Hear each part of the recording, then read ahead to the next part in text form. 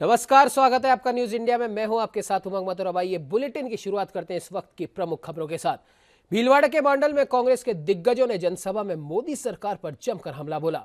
CM Ashok Gehlot सहित घनश्याम तिवारी ने जनसभा को संबोधित किया। इस दौरान गहलोत ने देश की जनता को आतंकवाद और जातिवाद पर बहकाने का भी आरोप लगाया।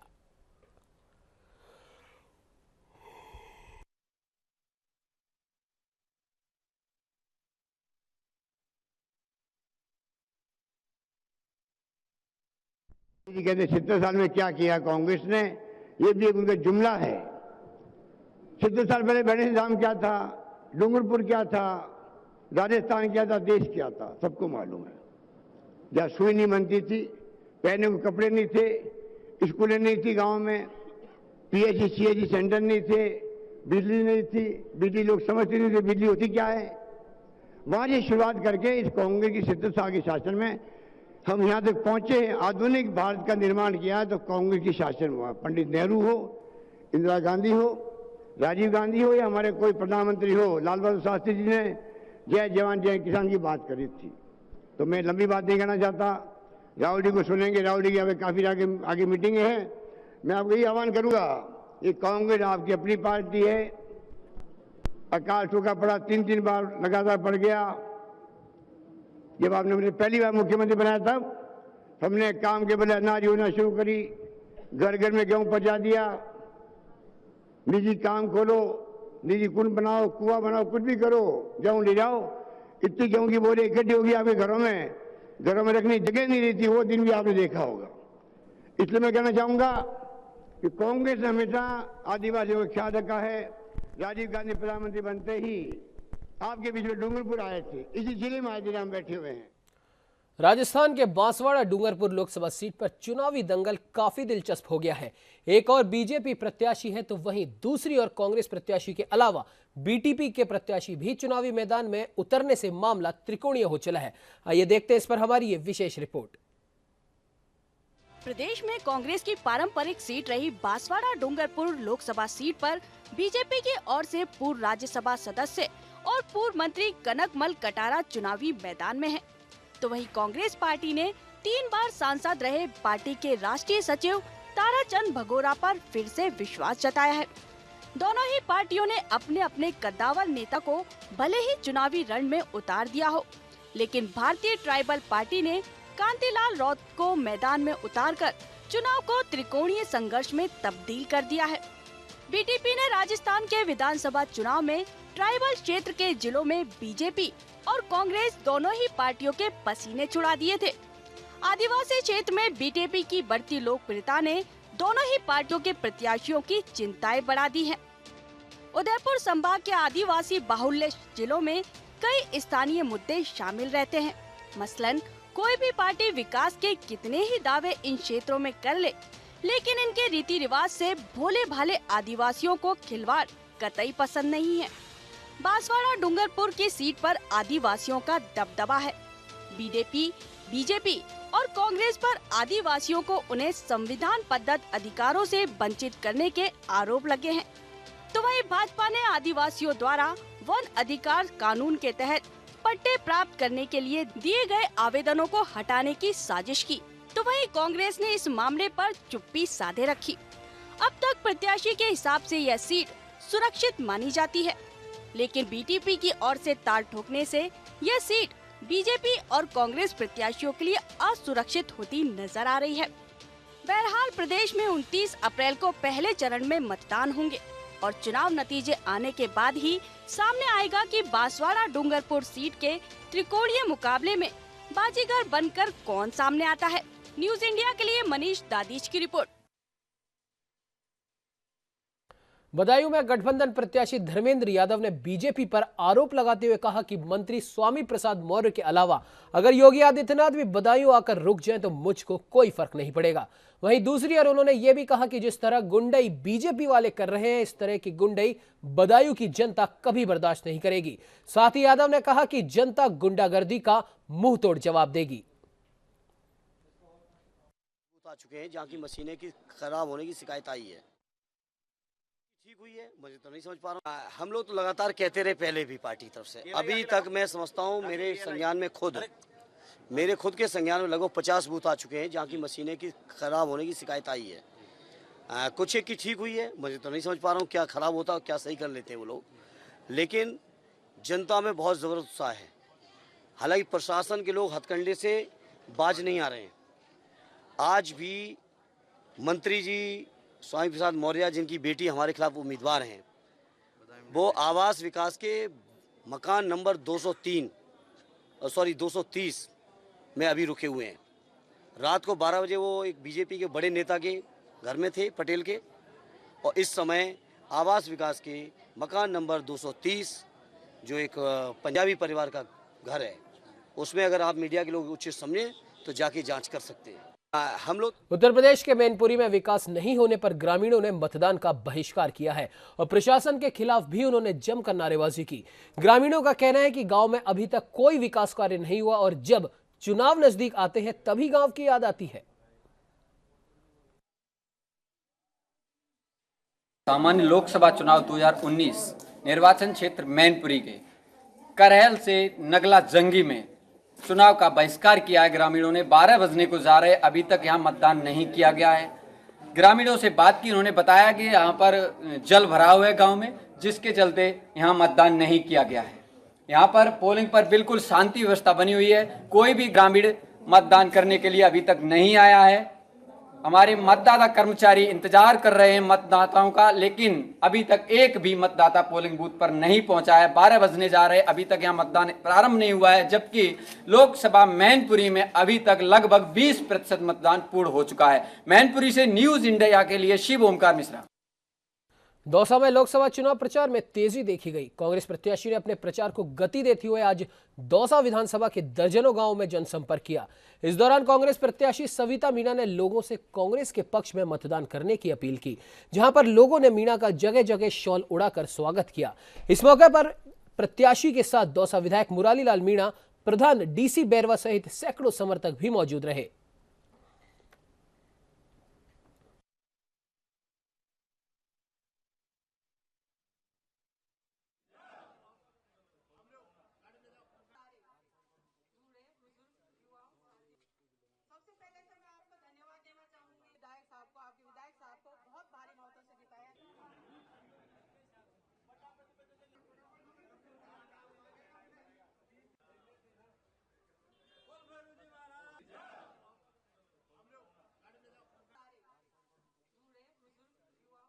देश में लोकसभा चुनाव चरम पर है। इस बार चुनाव में कई स्पोर्ट्स व फिल्मी जगत के सितारे अपनी किस्मत आजमा रहे हैं।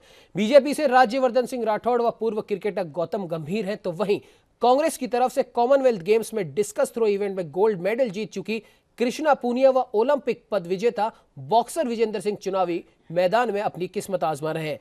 आपको बता दें कि राज्यवर्धन सिंह राठौड़ की जयपुर ग्रामीण सीट से सीधी टक्कर कृष्णा पूनिया से है।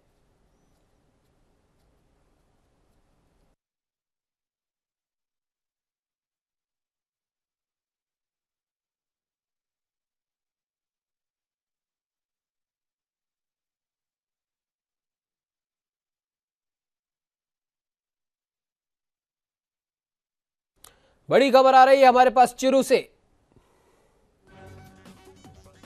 बड़ी खबर चिरू से, भाजपा के वरिष्ठ नेता राजेंद्र राठौड़ क्यों है नाराज। राजेंद्र राठौड़ से चिरू आवास पर मिले राहुल कसवा के पिता। लोकसभा सीट चिरू से राहुल कसवा हैं भाजपा के प्रत्याशी। भाजपा नेता राम सिंह कसवा कर रहे हैं मान मनोबल। हम आपको बता दें, नाराज राठौड़ को मनाने की कोशिश में जुटे हैं राम सिंह कसवा। राहुल कसवा को टिकट दिए जाने से क्या नाराज है राजेंद्र राठौड़। बड़ी खबर, चिरू से भाजपा नेता राजेंद्र राठौड़ नाराज। राजेंद्र राठौड़ से चिरू आवास पर मिले राहुल कसवा के पिता। लोकसभा सीट चिरू से राहुल कसवा है बीजेपी के प्रत्याशी। भाजपा नेता राम सिंह कसवा कर रहे हैं राजेंद्र राठौड़ से मान मनोबल। नाराज राठौड़ को मनाने की कोशिश में जुटे हैं राम सिंह।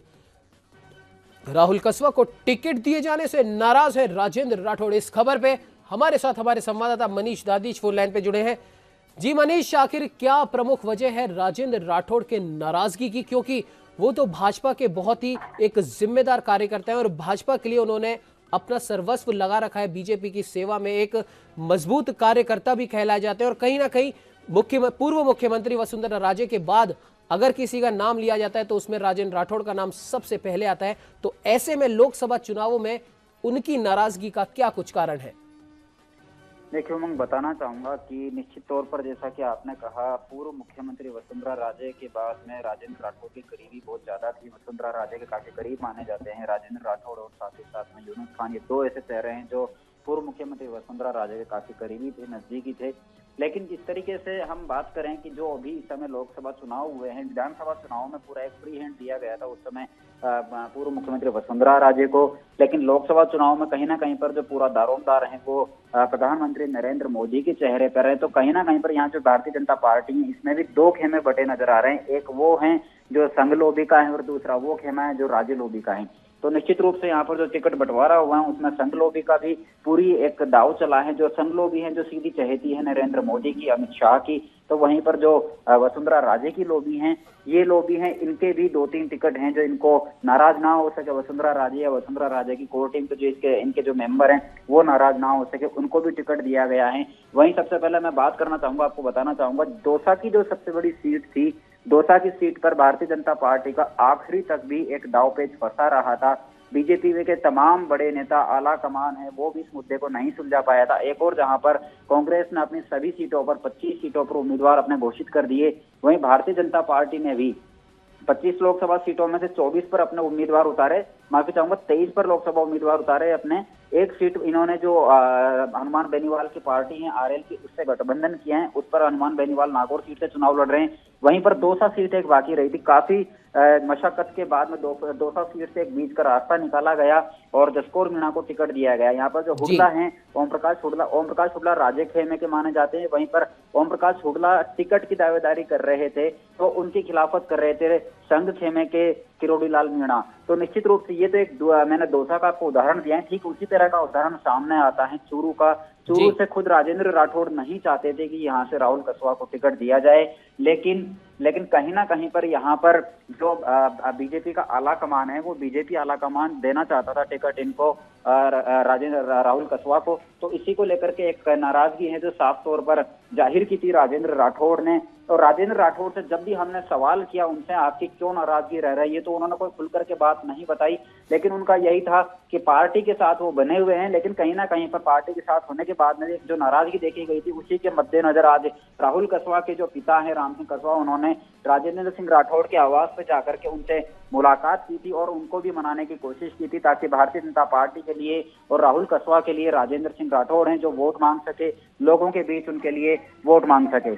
उमंग जी बिल्कुल मनीष, क्योंकि चूरू में राजेंद्र राठौड़ का भी काफी दबदबा माना जाता है और अगर वो लोकसभा चुनाव में राहुल कसवा का समर्थन करेंगे और खुलकर उनके प्रचार में आएंगे तो कहीं ना कहीं वोटिंग नंबर्स पे जरूर फर्क पड़ेगा। लेकिन अगर हम बात करें उनकी नाराजगी की, तो ये लोकसभा चुनाव है और लोकसभा चुनाव में अगर इस तरह की कोई भी नेता हो, और सबसे बड़ी बात इतने जिम्मेदार राजेंद्र राठौड़ माने जाते हैं, बीजेपी के लिए बहुत समर्पित है, तो उनको भी लोकसभा चुनाव में अपने आपसी मतभेद बुलाकर पूरी तरीके से भाजपा के लिए उनको समर्थन करना चाहिए। भाजपा ने जो भी प्रत्याशी वहां पर उतारा है, तो क्या जो भाजपा का जो केंद्रीय नेतृत्व है उनकी तरफ से राजेंद्र राठौड़ के पास कोई आया नहीं बात करने के लिए, उनको समझाने के लिए?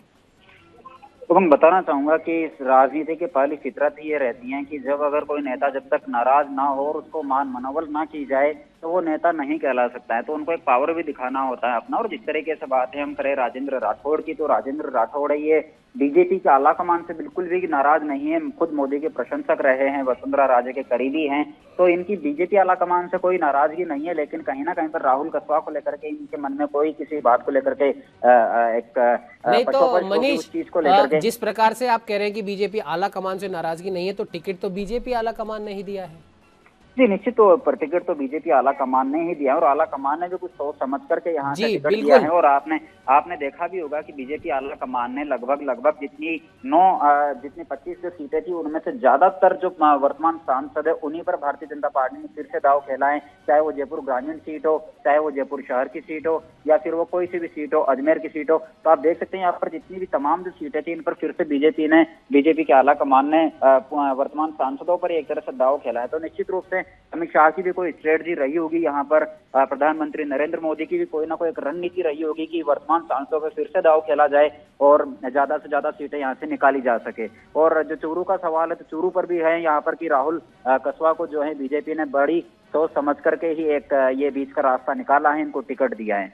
उमंग जी मनीष, बिल्कुल इस खबर पे तमाम जानकारी देने के लिए आपका बहुत बहुत धन्यवाद। और आखिर राहुल कसवा के पिता की कोशिशें आखिर कब तक रंग ले पाएगी, ये देखने वाली बात होगी। फिलहाल राजेंद्र राठौड़ नाराज चल रहे हैं।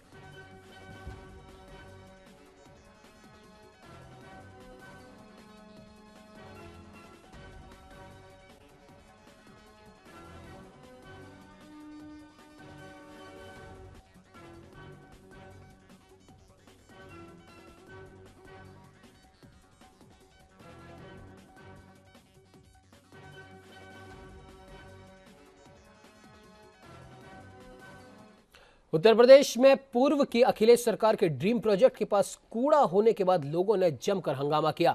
मामला गाजियाबाद में हज हाउस का है, जहां हज हाउस कॉलोनी में नगर निगम ने कई दिनों से कूड़ा डालना शुरू किया है। इस दौरान लोगों ने आरोप लगाते हुए कहा कि हज हाउस कॉलोनी को नगर निगम ने डंपिंग ग्राउंड बना दिया है। इसी वजह से लोगों ने नगर निगम की गाड़ियों का विरोध कर कूड़ा डालने नहीं दिया। इस दौरान हंगामे की सूचना पर मौके पर पहुंची पुलिस ने विरोध कर रहे लोगों से समझाइश कर मामला शांत करवाया। मैं इमामुद्दीन, न्यू इंडियन बिहार, गाजियाबाद से। यहाँ पर ये कूड़ा डाला जा रहा है जी, इससे बहुत बुरी बीमारी फैल रही है। यहाँ पर ये कम से कम ये 10 या 12 बच्चे ख़त्म हो चुके हैं, कुछ बूढ़े बीमार हैं और बच्चे कैसे ख़त्म हो गए जी? मच्छर काट रहे हैं और कुछ एलर्जी भी फैल रही है यहाँ पर मच्छर के काटने से, कुछ बुखार बन रहा है, सांस में दिक्कत आ रही है लेने में। जयपुर के दिल्ली रोड स्थित निम्स विश्वविद्यालय के NIMS institute of management and computer science की ओर से स्पेशल लेक्चर का आयोजन किया गया। इसमें बिट्स मेहसाना दिल्ली से रिसोर्स पर्सन मेजर डॉक्टर जेसी पांडे को आमंत्रित किया गया। इस स्पेशल लेक्चर का विषय चैलेंजिंग इन बैंकिंग इंडस्ट्री 21वीं सदी रहा। डॉक्टर पांडे ने बताया कि आज बैंकिंग के क्षेत्र में काफी तकनीकों का विकास हुआ है। सरकारी सेक्टर के बैंक अभी भी वो एडवांस तकनीक नहीं अपना सके जितने निजी सेक्टर के बैंक अपना चुके हैं। उन्होंने बताया कि आज बैंकिंग क्षेत्र में भी बिजनेस मॉडल का चैलेंज है। 21वीं सदी में सबसे बड़ा चैलेंज बैंक का ये है कि जो पब्लिक की डिमांड जो हर रोज हर समय बढ़ती चली जा रही हैं, उसको उस चैलेंज को मिलना, उसको ओवरकम करना। That means whatever the challenge the public is throwing, since their demands are increasing days and day in out, the peoples expectations have risen many fold. The challenge of the banker is that they have to meet those requirements and those essential things which the public wants. And since there is a competition from private sector and the foreign banks, the public sector banks have to raise their standards so that the people's demand and aspirations are met. इस bulletin में फिलहाल इतना ही। आप बने रहिए हमारे साथ और देखते रहिए न्यूज़ इंडिया।